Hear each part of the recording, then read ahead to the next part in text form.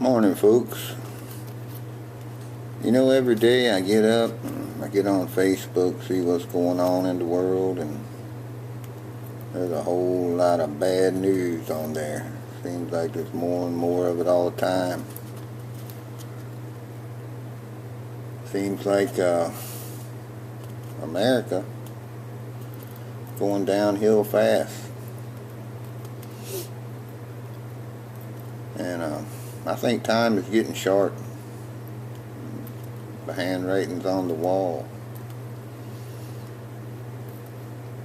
You ever heard that term before? I used to hear it all the time when I was a kid.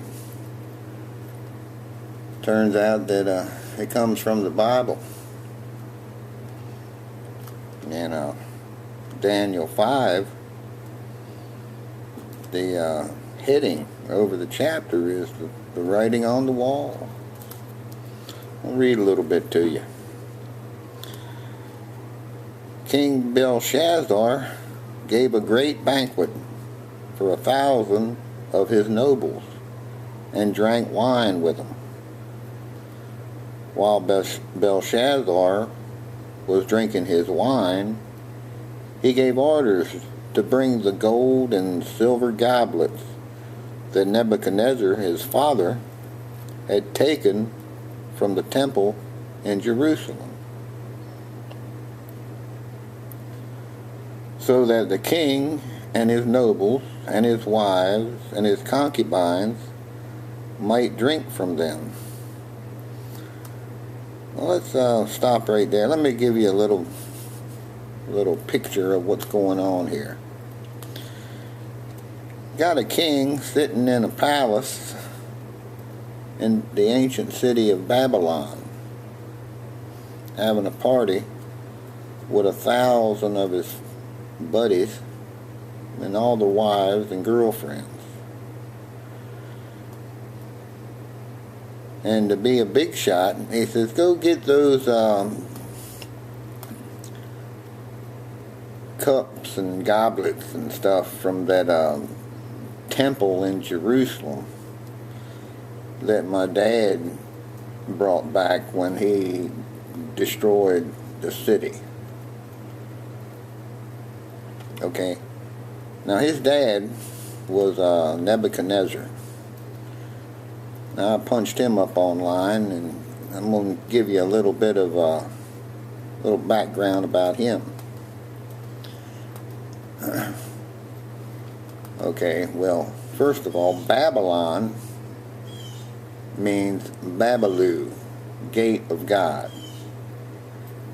It's an ancient city in the plain of Shinar on the Euphrates River, about 50 miles south of modern Baghdad.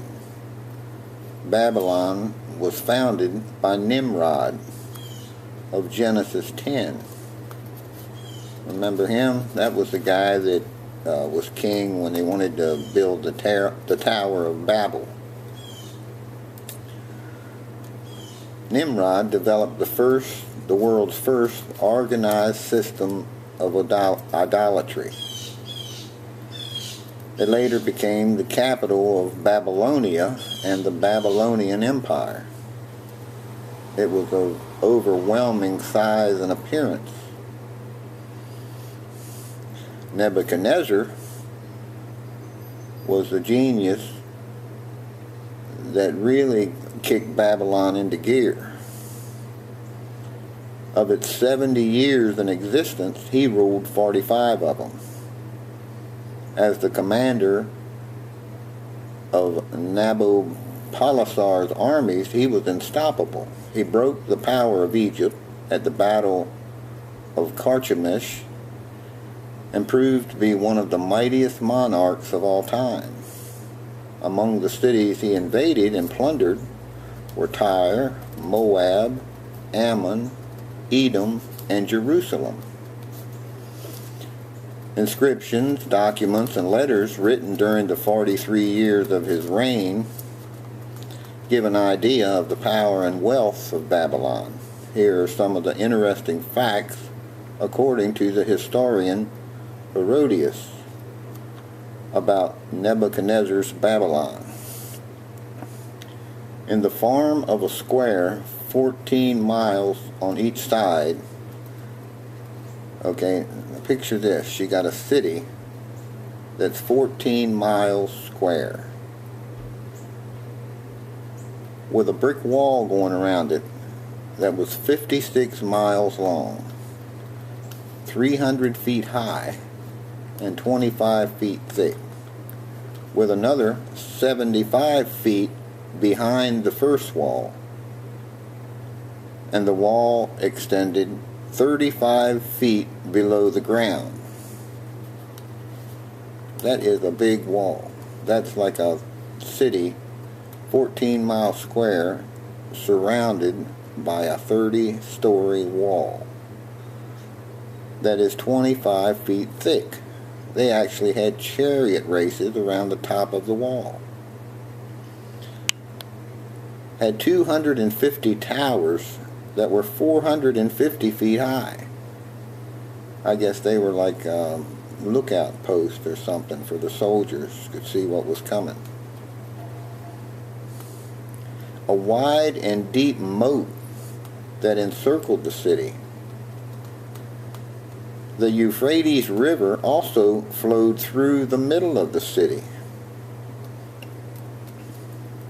It had hanging gardens, one of the wonders of the ancient world, and water was raised to them from the river by hydraulic pumps. The streets were paved with stone slabs 3 feet square. It had 53 temples, including the great temple of Marduk,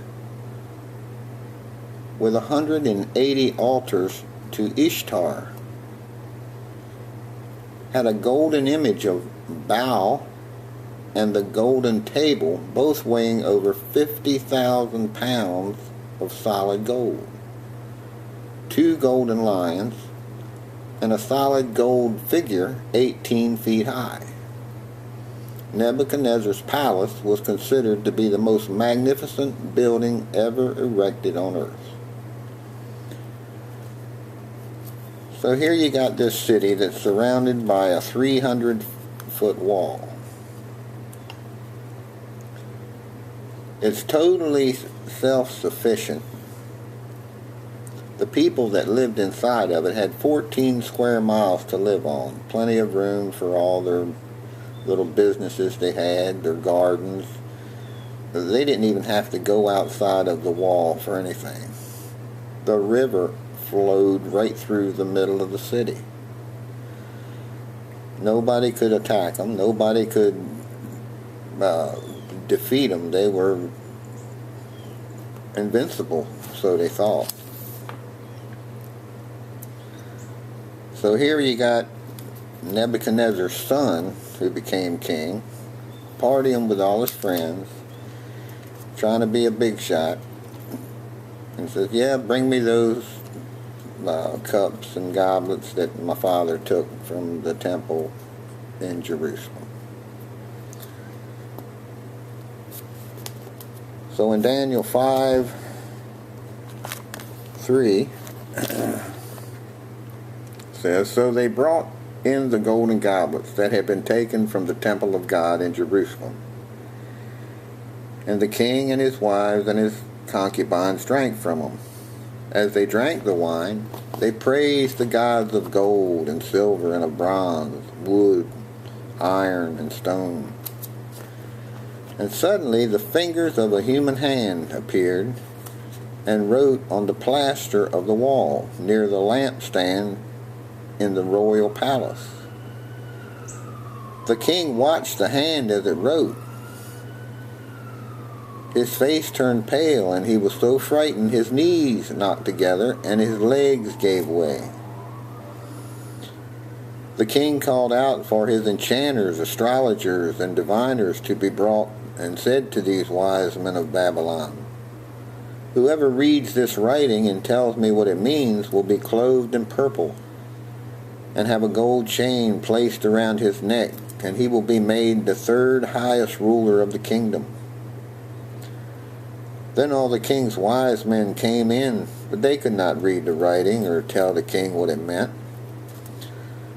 So King Belshazzar became even more terrified, and his face grew more pale. His nobles were baffled. The queen, hearing the voices of the king and his nobles, came to the banquet hall. "O king, live forever," she said. "Don't be alarmed. Don't look so pale. There is a man in your kingdom who has the spirit of the holy God in him. In the time of your father, he was found to have insight and intelligence and wisdom like that of the gods. King Nebuchadnezzar, your father, the king, I say, appointed him chief of the magicians, enchanters, astrologers, and diviners. This man Daniel, whom the king called Belteshazzar, was found to have a keen mind and knowledge and understanding, and also the ability to interpret dreams and explain riddles and solve difficult problems. Call for Daniel, and he will tell you what the writing means." So Daniel was brought before the king, and the king said to him, "Are you Daniel, one of the exiles my father the king brought from Judah?" See, Daniel was one of the slaves that Nebuchadnezzar had brought back when they defeated Jerusalem. "I have heard that the Spirit of the God is in you, and you have insight, intelligence, and understanding wisdom. The wise men and enchanters were brought here before me to read the writing and tell me what it means, but they could not explain. Now I have heard that you were able to give interpretation and to solve difficult problems. If you can read this writing and tell me what it means, you will be clothed in purple and have a gold chain placed around your neck, and you will be made king, be made the third highest ruler in the kingdom." Then Daniel answered the king, "You may keep your gifts for yourself and give rewards to someone else. Nevertheless, I will read the writing for the king and tell him what it means. O king, the Most High God gave your father Nebuchadnezzar sovereignty and greatness and glory and splendor. Because of the high position he gave him, all the peoples and nations and men of every language dreaded and feared him. Those the king wanted to put to death, he put to death. Those he wanted to spare, he spared. Those he wanted to promote, he promoted. And those he wanted to humble, he humbled. But when his heart became arrogant and hardened with pride, he was deposed from his royal throne and stripped of his glory. He was driven away from people and given the mind of an animal. He lived with the wild donkeys and ate grass like cattle. And his body was drenched with the dew of heaven until he acknowledged that the Most High God is sovereign over the kingdoms of men and sets over them anyone he wishes. But you, his son, O Belshazzar, have not humbled yourself, though you knew all this. Instead, you have set yourself up against the Lord of heaven. You had the goblets from his temple brought to you, so that you and your nobles and your wives and your concubines drank wine from them. You praised the gods of silver and gold and of bronze and iron and wood and stone, which cannot see or hear or understand. But you did not honor the God who holds in his hand your life and all your ways. Therefore he sent the hand that wrote the inscription. This is the inscription that was written: This is what the words mean. God has numbered the days of your reign and brought it to an end. You have been weighed on the scales and found wanting. Your kingdom is divided and given to the Medes and Persians. Then at Belshazzar's command, Daniel was clothed in purple, a gold chain was placed around his neck, and he was proclaimed the third highest ruler in the kingdom. And that very night Belshazzar, king of the Babylonians, was slain.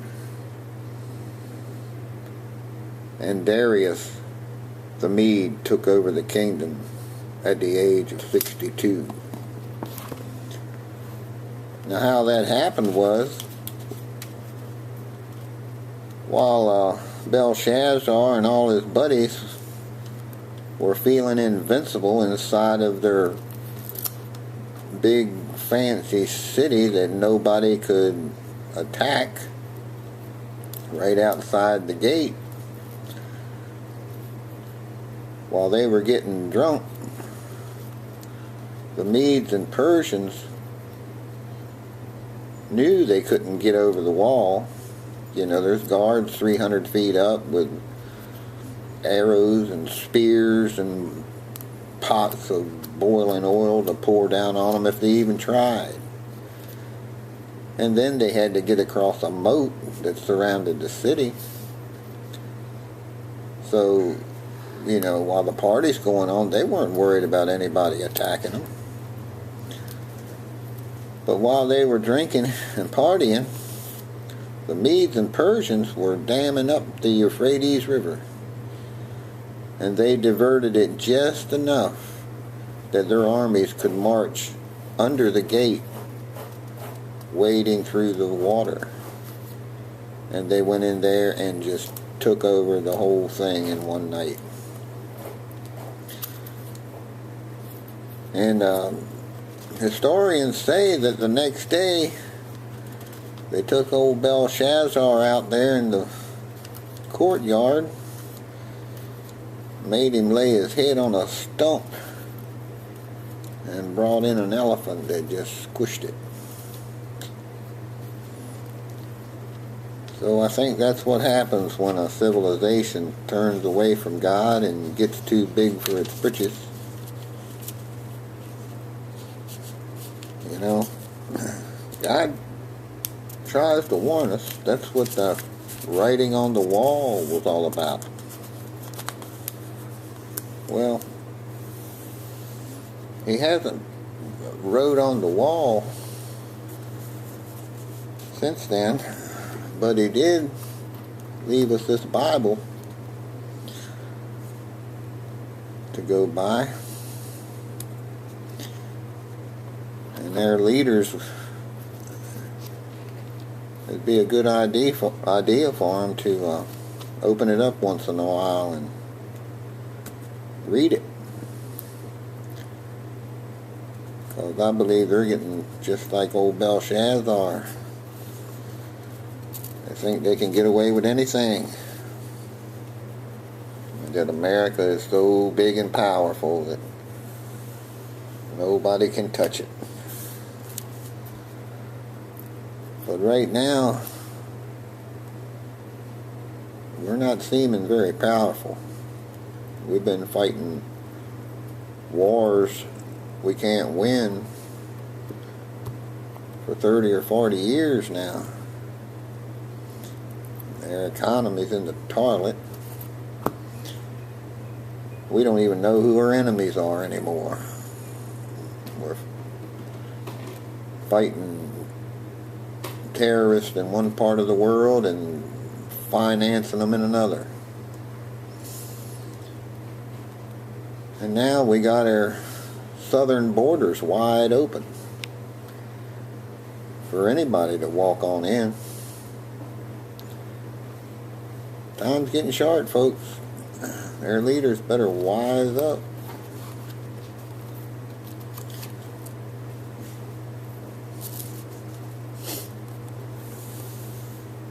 Well, that's enough for now. Y'all take it easy.